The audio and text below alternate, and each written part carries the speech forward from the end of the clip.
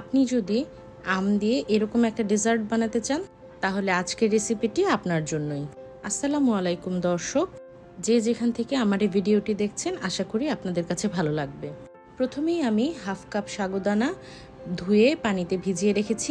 এখানে আমি half litre দুধ জাল দিয়ে নিচ্ছি। বাটিতে করে খানিকটা দুধ আলাদা করে এর মধ্যে আমি কাস্টার্ড পাউডার মিলিয়ে নিচ্ছি।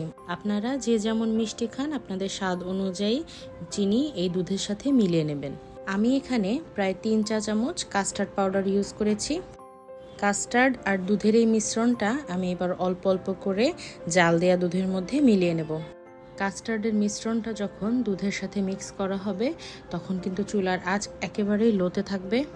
একবারে সব না ঢেলে অল্প অল্প করে দুধের সাথে মেশাতে হবে এবং ক্রমাগত এটা নাড়তে হবে, না হলে নিচে লেগে যেতে পারে।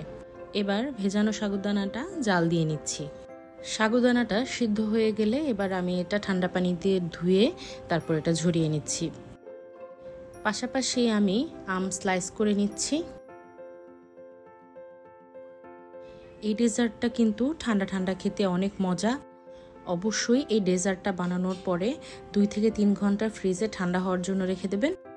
ঠান্ডা হয়ে গেলে তারপরে এটা পরিবেশন করবেন।